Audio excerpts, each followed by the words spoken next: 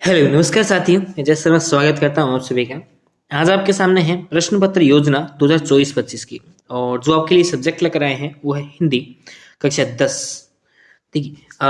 अभी मैं आपको पहले ब्लूप्रिंट बताऊंगा और कि पहले क्या ब्लूप्रिंट बताऊंगा और ब्लूप्रिंट के बाद जो है आपका जो 2024-25 अर्थात 2025 के अंदर जो आपका पेपर होने वाला बोर्ड का, वो बोर्ड का पेपर जो कैसे बनेगा उसकी रणनीति मैं आपको बताऊंगा।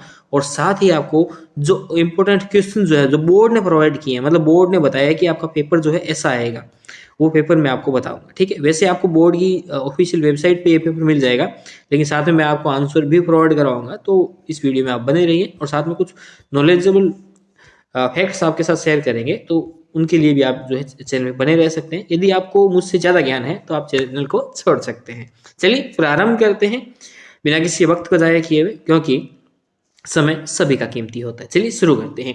देखिए, आपको जो पेपर जो होगा उस पेपर के अंदर आपको जो पेपर बनेगा, पेपर जो बनता है वो पांच उद्देश्यों को ध्यान में रखकर बनता है। कितने उद्देश्यों को? पांच उद्देश्यों को ध्यान में रखकर बनता है। कौन कौन से हैं? ज्ञान है, अवबोध है, ज्ञानोपयोग है, कौशल है और विश्लेषण है। ठीक है। विश्लेषण का मतलब ये हो गया कि किसी टॉपिक्स के बीच में दो के मध्य सामंजस्य बैठाने की कला। देखिए, ज्ञान का सीधा सा अर्थ होता है परिभाषा वाले प्रश्न, अर्थात 18 अंक बार से आपको परिभाषा वाले प्रश्न पूछे जाएंगे। अवबोध का मतलब अंतर वाले प्रश्न होते हैं, दोनों में तुलना वाले प्रश्न होते हैं, वो प्रश्न होते हैं। 31 अंक बार के आपके पूछे जाएंगे। ज्ञानोपयोग अर्थात पाठ को पढ़कर आपने क्या सीखा उसके आधार पर प्रश्न पूछे जाएंगे, वो 14 नंबर के होंगे। कौशल का मतलब ऐसे कोई प्रश्न जिनसे आपको अपने माइंड से कार्य करना हो, हस्त से कार्य करना हो, वो तो कौशल वाले प्रश्न होते हैं, जिसमें किसी चीज का निर्माण करना, रचना करना, ऐसे प्रश्न आते हैं। उसके पश्चात है विश्लेषण वाले प्रश्न। विश्लेषण वाले प्रश्न 5 अंक के होने वाले हैं। ठीक है। अब देखिए, प्रत्येक टॉपिक का आपको अंक बार तो मालूम ही है। ठीक है। को किसी भी प्रकार की कोई दिक्कत रहती है तो कमेंट बॉक्स का आपके लिए खुला है, आप कमेंट बॉक्स में कमेंट करके अपनी समस्या का समाधान प्राप्त कर सकते हैं। ठीक है। आपको देखिए वस्तुनिष्ठ इस पेपर में, जो पेपर आपका होगा 2025 में, इस 2025 वाले पेपर में आपको 15 वस्तुनिष्ठ प्रश्न पूछे जाएंगे। रिक्त स्थान वाले 4 प्रश्न पूछे जाएंगे। अति लघुत्तरात्मक 20 प्रश्न, लघुत्तरात्मक 7 प्रश्न, दीर्घ उत्तरीय 3 प्रश्न और निम्नात्मक 4 प्रश्न पूछे जाएंगे। वस्तुनिष्ठ प्रश्न 15 प्रश्न 15 नंबर के, अर्थात एक प्रश्न 1 नंबर का। रिक्त स्थान 4 प्रश्न 4 नंबर के, अर्थात समझ गए आप। अति लघुत्तरात्मक 20 प्रश्न 20 नंबर के, अर्थात समझ गए आप। लघुत्तरात्मक 7 प्रश्न 14 नंबर के, अर्थात समझ गए आप, है ना। हाँ, एक प्रश्न 2 अंक का। दीर्घ उत्तरीय 3 प्रश्न 9 नंबर के, समझ गए आप। निम्नात्मक 4 प्रश्न 18 अंक के, मतलब समझ गए आप। इस तरीके से टोटल आपको जो पूछा जाएगा वो टोटल कितने प्रश्न पूछे जाएंगे? 53 प्रश्न पूछे जाएंगे। और कितने नंबर टोटल होंगे? 80 नंबर आपके यहाँ पे टोटल रहने वाले हैं। और जितना आपको समय वो मिलेगा 195 मिनट का समय, है ना। Okay okay. जैसे अंक बार यदि आप बुक वाइज अगर इनको डिवाइड करें तो बुक वाइज यदि आप डिवाइड करें तो बुक वाइज मैं आपको बता देता हूँ। आपका जो क्षितिज गद्य वाला पार्ट है उसमें 18 अंक, क्षितिज पद्य वाले पार्ट में 15 अंक, कृतिका वाले पार्ट से 11 अंक, जो व्याकरण जो है उससे 10 अंक का प्रश्न पूछे जाएंगे। आपको रचना निर्माण के लिए, पत्र निर्माण के लिए 4 अंक ये आते हैं उसमें आपके कौशल में। ठीक है। निबंध वाले 6, विज्ञापन 4, अपठित गद्य और अपठित पद्य में 6 अंक के पूछे जाएंगे। ठीक है। हाँ, कवि लेखक परिचय के 3 अंक क्षितिज गद्य जोड़कर गणना की गई है, ये बात आपको ध्यान में रखनी है। तो कवि परिचय से भी प्रश्न पूछे जाएंगे, अलग से इसमें लिखा है। ठीक है। उसके बाद साथ आपके पास है ब्लूप्रिंट। यदि आपने पहले वाली चीज को समझा है तो आपको ये ब्लूप्रिंट समझने की आवश्यकता नहीं है। यदि पहले वाले में कुछ रह गया है तो अब इस ब्लूप्रिंट को देख सकते हैं। ठीक है। तो मैं समझता हूं कि मैंने जो आपको पहले बताया वो ज्यादा बेटर तरीके से आपको बताया और आप उसे समझ भी गए हैं। नहीं समझे हैं या कुछ समझ में नहीं आया है तो कमेंट बॉक्स में कमेंट करें, ताकि मैं दोबारा से आपको वहां पे लिख के प्रोवाइड करवा दूंगा, ताकि आप उस तरीके को समझ जाएं। ठीक है। ओके, प्रारंभ करते हैं बिना किसी वक्त को जाया किए हुए।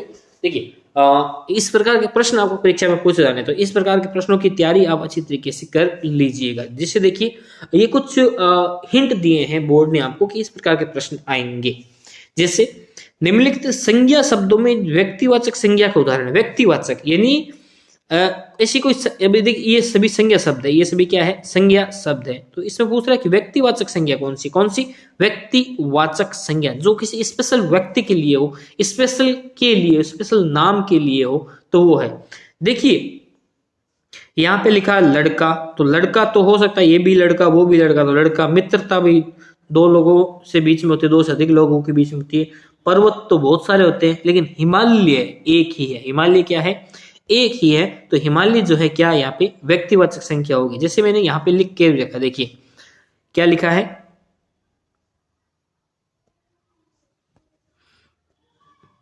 ना। उपरोक्त शब्दों में व्यक्तिवाचक संज्ञा केवल हिमालय है, ठीक है।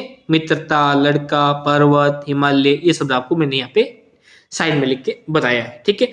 उसके बाद बढ़ते हैं अगले प्रश्न की तरफ। अगला प्रश्न देखिए, प्रश्न संख्या 2, और दूसरा प्रश्न क्या है, मानसिक शब्द में प्रत्यय। देखिए कोई भी शब्द जो होता है उसमें एक तो होता है प्रत्यय।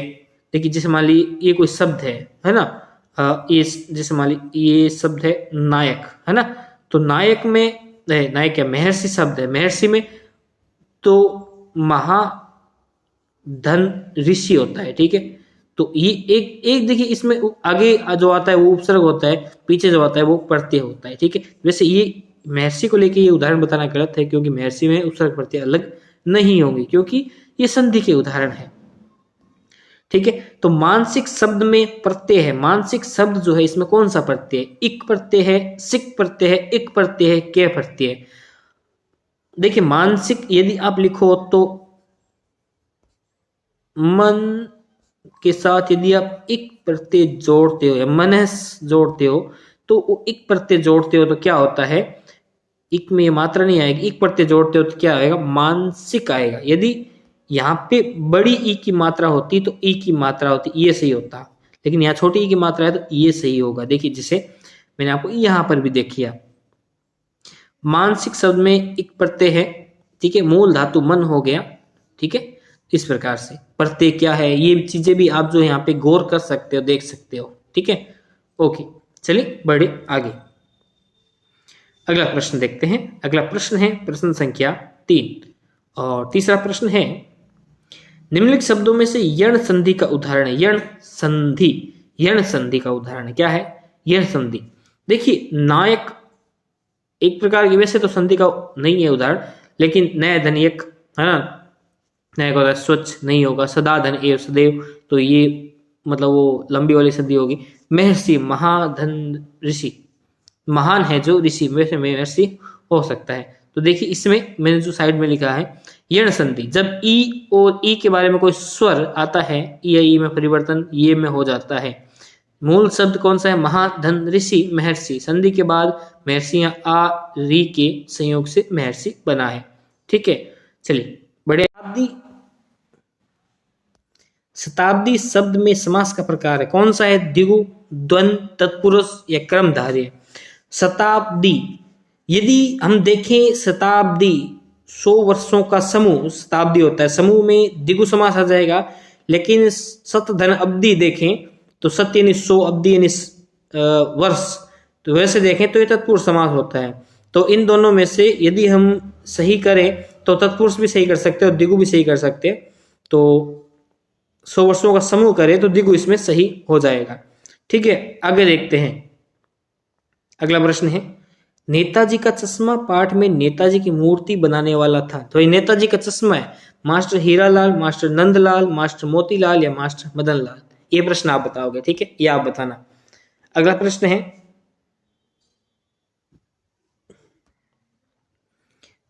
अगला प्रश्न है, झूठा सच नामक उपन्यास के लेखक है।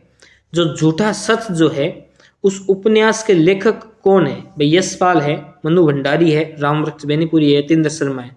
तो कौन है, यशपाल हो जाएगा इसका राइट आंसर, क्या हो जाएगा, यशपाल। आगे देखिए अगला प्रश्न है, मनु भंडारी के साहित्य का दायरा बढ़ाने में सर्वाधिक योगदान रहा। मनु भंडारी साहित्य का दायरा तो किसका रहा, वो शीला अग्रवाल उनकी फ्रेंड थी, उनके पिता अंबालाल का या राजेंद्र वर्मा, तो फ्रेंड का दायरा थोड़ा ज्यादा रहा था। यदि इसके हमने जो लिखा है वो देखें तो मन्नू भंडारी का साहित्यिक धारा बढ़ाने में उनके सर्वाधिक योगदान शिल्पा अग्रवाल का रहा है। किसका? शिल्पा अग्रवाल का रहा था। ठीक है, आगे बढ़ते हैं। शहनाई किस प्रकार का वाद्य यंत्र है? शहनाई किस प्रकार का? भाई शहनाई जो है, शहनाई फूंक देके तो सुशीर वाद्य यंत्र। कौन सा? सुशीर वाद्य यंत्र। वाद्य यंत्र और भी है। शहनाई एक सुशीर वाद्य यंत्र है जिसका उपयोग मुख्य रूप से भारतीय शास्त्रीय संगीत में शुभ अवसरों पर किया जाता है। जैसे देखिए तत्वाद्य यंत्र जो तार से बजते हैं, वीणा, सितार, गिटार, सरोद, मंडोलिन, ये सभी हो गए। ठीक है, जो अवनद होते हैं, झिल्ली वाले वाद्य यंत्र होते हैं, उनको अवनद कहते हैं, जैसे तबला, मृदंग, ढोल, पखावज, है ना, ये सारे। घन वाद्य होते हैं, ठोस वाद्य यंत्र जो होते हैं वो होते हैं जैसे मंजीरा, घंटी, घुंघरू, खड़ताल, ये सारे। और सुशीर जो होते हैं बांसुरी, मतलब जिनमें फूंक दे के बजाए जाते हैं, बांसुरी, हवाई, शहनाई, हारमोनियम, नागफनी, है ना, क्लेरिनेट, ये सभी क्या होते हैं? आपके सुशीर वाद्य यंत्र होते हैं। ठीक है, आगे बढ़ते हैं। वात्सल्य का श्रेष्ठ कवि है। वात्सल्य के श्रेष्ठ कवि कौन है? सूरदास, देव, रहीम या तुलसी? ये भी आपको बताना है कौन है भाई, आप बताओगे कमेंट बॉक्स में। ठीक है, अगला देखते हैं। नाथ संबुधनु भंजन निहारा, होई कोई एक दास तुम्हारा। ये क्या है? उपयुक्त काव्य पंक्ति किसकी ओर संकेत करती है? देखिए उपयुक्त ये जो काव्य पंक्ति, ये बाल कांड में जब भगवान राम ने धनुष तोड़ा था तो परशुराम जी आ गए थे। तो उस परशुराम जी आ गए थे तो परशुराम जी ने क्रोध किया था, तब भगवान राम ने ये वचन कहे थे, मतलब ये शब्द कहे थे परशुराम जी को कि नाथ शंभु धनु भंज निहारा, मतलब भगवान शिव का धनुष तोड़ा है, हे ना, है। तो ये कोई आपका ही दास होगा जिसने ये सब किया है। तो ये भगवान राम ने ये वचन कहे थे। तो इसका क्या है? काव्य पंक्ति किसकी ओर संकेत करती है? तो किसकी तरफ? राम ने कहा था परशुराम जी को। परशुराम इसमें है नहीं, तो राम इसका राइट आंसर हो जाएगा। ठीक है, ओके। हाँ, यदि इसका मैं आपको आंसर बताऊं तो नाथ संबुधनु वंदनियारा को एक दास तुम्हारे, श्री रामचंद्र बालकांड से ली गई ये पंक्ति भगवान राम की ओर संकेत करती है। इसे भगवान शिव के धनुष, जो धनुष का नाम क्या था? पिनाक था, उन्होंने तोड़ा था, तो भी ये सारा सिस्टम हुआ था। ओके, आगे है, अगला है। कामायनी के रचयिता है। कामायनी किसने लिखी थी भाई? कामायनी किसने लिखी थी? कामायनी जो है आपके किसने लिखी थी? जयशंकर प्रसाद ने लिखी थी। किसने? जयशंकर प्रसाद जो है, इन्होंने क्या लिखी थी? कामायनी लिखी थी। कामायनी किसने? जयशंकर प्रसाद जी ने कामायनी लिखी थी। ओके, अगला प्रश्न बढ़ते हैं। जो ये दंतुरित मुस्कान कविता है, उस कविता का केंद्रीय पात्र कौन है? ये सारा बच्चे को ध्यान में रखकर ये सब कुछ लिखा गया था, तो बच्चा इसका जो क्या है? केंद्रीय पात्र है। हाँ, लेखक ने लिखा था, तो ये बच्चा इसका केंद्रीय पात्र है क्योंकि बच्चे को ध्यान में रखकर लिखा था।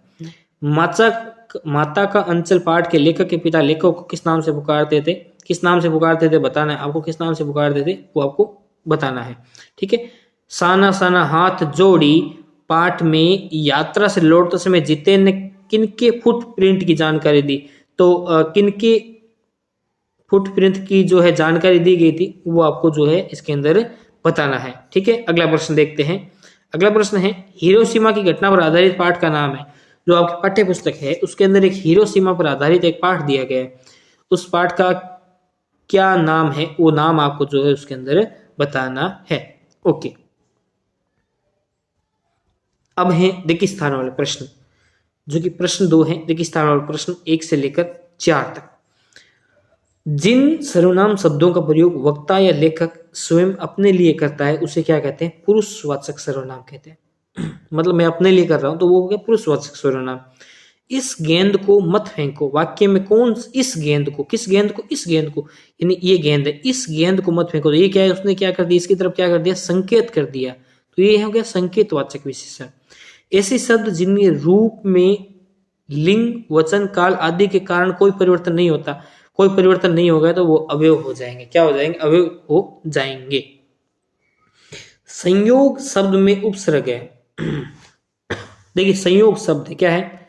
संयोग शब्द है, तो संयोग, देखिए संयोग में क्या? सम उपसर्ग हो गया। क्या हो गया? सम उपसर्ग हो गया है। ओके, अगला प्रश्न देखते हैं।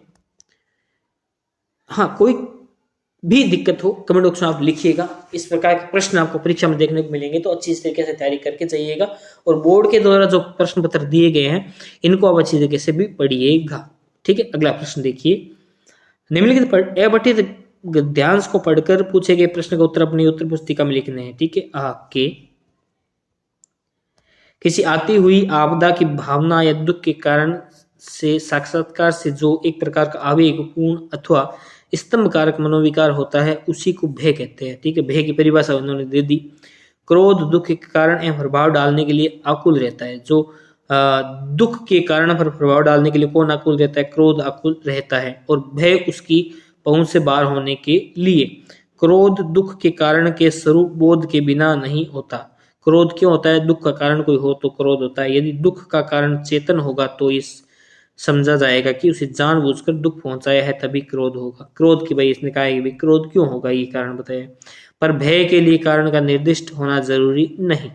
इतना भर मालूम होना चाहिए कि दुख या हानि पहुंचेगी। ये सारी बातें इसने बताई है। अभी प्रश्न देखते हैं, प्रश्न क्या है। उपयुक्त गद्यांश का उचित शीर्षक दीजिए। तो उपयुक्त गद्यांश का उचित शीर्षक आपका जो है क्या रह जाएगा? उपयुक्त गद्यांश का उचित शीर्षक है भय और क्रोध का मनोवैज्ञानिक विश्लेषण। ठीक है, अगला प्रश्न है भय को परिभाषित कीजिए। तो भय क्या है? भय की अभी परिभाषा मैंने आपको बताई, इसमें जो सारणी में लिखी हुई है वही है। दुख के कारण पर प्रभाव डालने के लिए कौन आकुल रहता है? तो क्रोध जो है आपके दुख के कारण पर डालने के लिए आकुल रहता है। ठीक है, अगला है गद्यांश में विपत्ति शब्द का पर्यायवाची शब्द ढूंढ कर लिखिए। विपत्ति शब्द का तो क्या है? विपत्ति मतलब आपदा। क्या है आपदा? देखिए स्टार्टिंग में लिखा हुआ है आपदा। ठीक है, आपदा हो गया। अगला प्रश्न है क्रोध कब प्रकट होता है? मैंने बताया था क्रोध अभी कब प्रकट होता है, आपने पढ़ा भी था। भय के लिए क्या जरूरी नहीं है वो भी आपको मैंने बताया था। भय के लिए क्या जरूरी नहीं है, वहां वैसे यहाँ आंसर लिखे हुए हैं, यदि आप कहोगे तो मैं कमेंट बॉक्स में दे दूंगा। देखिए, मैं जग जीवन का भार लिए फिरता हूं फिर भी जीवन में प्यार लिए फिरता हूं। कवि ने कितनी अच्छी बात की है कि मैं जग जीवन का भार लिए फिरता हूं फिर भी जीवन में प्यार लिए फिरता हूं। कर दिया किसी ने झंझट जिनको छूकर मैं सांसों में दो तार लिए फिरता हूं। मैं स्नेह सुरा का पान किया करता हूं, मैं कभी न जग का ध्यान किया करता हूं। जग पूछ रहा उनको जो जग की गाते हैं, मैं उनके मन का गान किया करता हूं। मैं उनके मन का गान किया करता हूं। देखिए, मेरे को लगता है एक प्रश्न तो ये पूछेगा आपको कि ये जो पंक्तियां लिखी ना इसका मतलब क्या है? मैं जग जीवन का भार लिए फिरता हूं, मतलब ये जो पूरा जग पूरे जग में वो जो जीवन का भार है उसको लिए मैं घूम रहा हूँ फिर रहा हूँ, मतलब उसको ढो रहा हूँ। फिर भी जीवन में प्यार, मतलब फिर भी सभी के लिए प्यार और मतलब ये जो है उमंग और है वो मैं बांटते फिर रहा हूँ। ठीक है, ये प्रश्न यहाँ लिखे हैं, साथ में आंसर भी है। देखिए, उपयुक्त तो पद्यांश का उचित शीर्षक दीजिए। तो पद्यांश का उचित शीर्षक क्या है? आत्मा का संगीत। उपयुक्त पद्यांश में रेखांकित पंक्ति का अस्य स्पष्ट कीजिए। जो रेखांकित पंक्ति था मैंने बताया था जग जीवन का भार लिए फिरता हूं, है ना, ये है। तो ये क्या भाई क्या बात कह रहा था वो मैंने अभी आपको बताई। काव्यांश में कवि किसका पान करता है? कवि किसका करता है? कवि सुरा पान करता है। क्या करता है कवि? क्या करता है? सुरा पान करता है। स्नेह सुरा का पान किया करता हूं। स्नेह सुरा का क्या करता है? पान करता है। जग किसको पूछता है? जो जग की गाते हैं जग उन्हीं को पूछता है। जैसे मैंने यहां लिखा है, देखिए कि क्या लिखा है, देखिए जग उन लोगों को पूछता है जिनमें जगत के विषय में गाते हैं, जगत के गुणगान में लीन रहते हैं। जो जगत की गाते हैं जगत उन्हीं को पूछता है। ओके, उपयुक्त पद्यांश की मूल संवेदना लिखी। भई ये जो पद्यांश से भी यहाँ लिखा है इन्होंने, इसकी मूल संवेदना क्या है?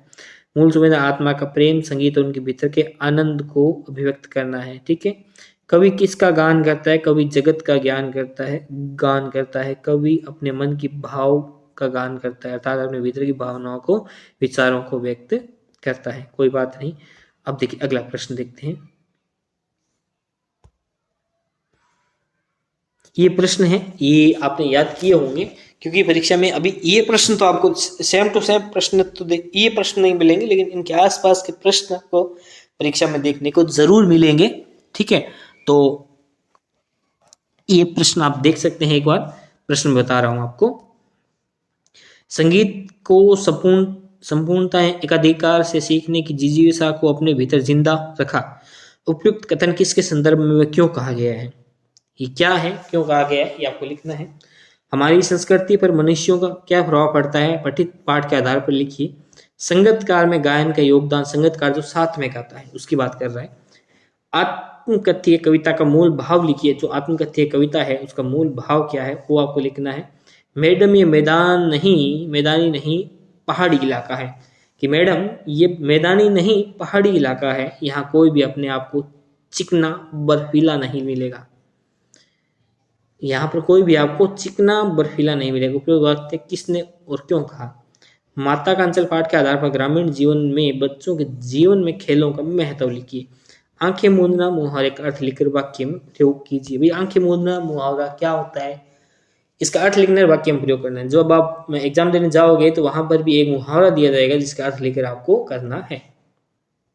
तो इस प्रकार से आपको जो है गद्यांश मिलेगा, पद्यांश मिलेगा, ठीक है।